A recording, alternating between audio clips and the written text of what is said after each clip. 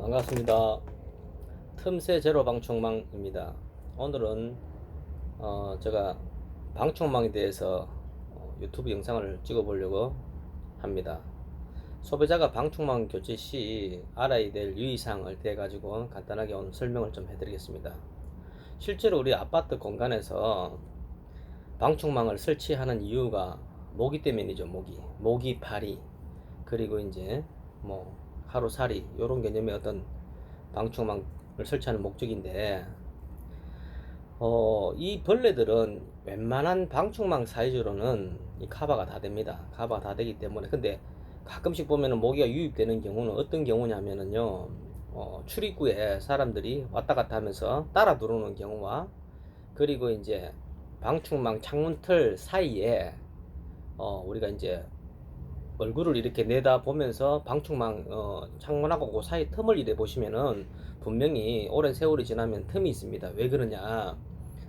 유리창틀 자체는 창문 자체가 유리가 방충망을 갖다 물고 있기 때문에 처지질 안 하고 변형이 생기진 않습니다. 그런데 방충망은 하이사시라든지 이런 경우 같은 경우는 오랜 세월이 지나면은 힘새가 생깁니다. 힘새가 생기면서 그 사이로 틈이 벌어집니다. 거기에 우리 방충망에 보면은 털실 같은 거 있습니다. 우리 모약하기도 하고, 그 털실이 이 모기 진입을 갖다 어느 정도 커버를 해줍니다. 근데 세월이 10년 정도 이상이 흐르다 보면은 방충망은 멀쩡한데 방충망 주위에 있는 고무라든지 아니면은 이 털실이 오래돼서 다 날아가고 없습니다. 그러면은 방충망은 정상적으로 뭐 괜찮은 것 같은데 모기가 유입해 들어온다. 그러면 그 틈을 이래 얼굴을 살짝 이렇게 내다가 이래 보시면은 반드시 틈이 있습니다. 거기와, 그리고 하이샤시 같은 경우는, 하이샤시나 알루미늄 샤시 같은 경우는 창틀에 보면은 물이 뺄 수도 있게끔 물구멍이 있습니다. 그 물구멍을 제대로 커버를 하셔야지만 모기 유입을 막을 수가 있고요. 그리고 방충망 그 모서리 유리와 교체되는, 직각으로 되는 유리와 상단에 보시면은 내일 위쪽으로 이렇게 자세히 이렇게 보시면은, 낮에 이렇게 보시면은 거기에 손가락 두 마디 정도의 빗이 들어옵니다. 빗이 거기하고 물구멍, 그리고 창문 그 옆에 쳐져서 벌어지는 틈새, 이걸 완벽하게 커버를 하지 않으면은 모기가 자연스럽게 거기로 유입이 된다는 거예요. 그렇게 인지하시고, 너무 오랫동안 방충망을 이렇게 뭐 교체 안 하시고 하면은 방충망 자체는 괜찮은데 그 옆에 털실이 없고, 그리고 창문 끝에 보면은 손가락 두 마디 정도의 구멍을 통해서, 그리고 또 물이 빠져나가는 배수 되는 그 구멍을 통해서 모기가 유입되니까 그걸 한번 확인해 보십시오. 그러면은 전문가들한테 이 방충망을 교체할 때 그 부분에 대해서 완벽하게 해주기를 부탁하면서, 금전적으로 뭐 한 1, 2만원 더 들여도 거기를 제대로 차단하시는 게 맞습니다. 그런 걸 유의하시면 좋을 것 같고요. 그리고 제가 한 가지 더 팁을 드린다면은, 요즘 최근에 방충망이 이제 다양하게 나오죠. 보면은 뭐 미세망도 나오고 칼라망도 나오고 뭐 스테인리스 망도 나오고 하는데, 제가 경험한 바로는 여러 가지 방충망이 저는 필요 없다고 보입니다. 왜?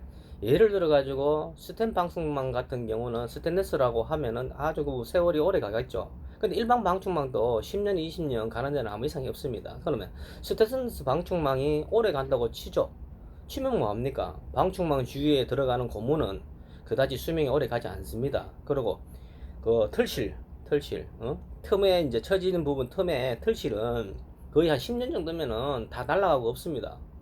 그러면 어떻게 합니까? 털실을 갈기 위해서 업자가 어느 정도의 금액을 받고 오겠냐는 이야기죠. 돈이 안 되기 때문에 오질 않습니다. 그렇게 본다면은 굳이 스테인리스 방충망을 할 이유가 저는 없다고 보거든요. 한 10년 정도 쓰고 방충망은 멀쩡해도 털실이라든지 어떤 공간에 어떤 틈이 만들어지기 때문에 그걸 막기 위해서라도 방충망은 한 번쯤 교체해 주시는 게 좋습니다. 예, 그런 차원으로 제가 스테인리스 방충망은 그다지 저는 소비자한테 권유하지는 않습니다. 두 번째, 미세망이라고 이야기하죠. 미세망, 촘촘망 하면서 이야기하죠. 일반 망에도 어지간 벌레는 절대로 망을 통해 가지고 유입되진 않습니다. 망이 지금 보시면 굉장히 촘촘합니다. 그러면 저는 소비자들한테 미세망을 하라고 안 하는 이유가 뭐냐면은, 제가 경험을 해보니까 어떠냐면요, 미세망을 하게 되면은 먼지가 많이 탑니다. 방충망의 역할은 벌레만 막아주고 바람은 들어와야 되잖아요. 근데 미세망을 하게 되면은 어느 시기 되면은 먼지가 거기 쌓여요. 쌓이고요. 그러다 보면 어떠냐면은 바람이 소통이 제대로 원활하게 이루어지지 않습니다. 그러면 어떻습니까? 벌레는 차단할 수는 있지만 바람이 원활하게 들어오지 않는다면은 방충망의 그죠? 역할이 많이 사라진다는 거예요. 그래서 미세망을 하라고 소비자한테 권유하지 않습니다. 그리고 스테인리스 망하고 또 보면은 알루미늄 망 중에도 저는 웬만하면은 칼라망을 약간 검은색의 어떤 칼라망을 소비자한테 권유합니다. 왜? 스텐 색깔이 그대로 톤이 밝은 톤이면은요, 햇빛에 투과해서 반사됩니다. 반사되면은 눈부심이 약간 일어나요. 그래서 알루미늄 방충망에 그 살짝 도색되어 있는 거, 검은색으로 도색되어 있는 거, 칼라망을 하는 게 이롭습니다라고 소비자한테 그렇게 이야기하죠. 그렇게 이야기해주면서 털실이라든지 완벽하게 창문틀 주위라든지 그 물이 빠져나가는 구멍 이런 걸 완벽하게 차단이 제대로 되는 그런 시공을 저는 추구를 하거든요. 소비자분들은 교체를 하시면서 그런 부분을 업자분들하고 좀 더 상의해서 이런 부분을 완벽하게 해 주세요. 돈이 1, 2만 원 좀 추가가 되더라도 그래야지만 모기를 제대로 차단할 수 있습니다. 자, 오늘 영상 여기까지 촬영하겠습니다. 감사합니다.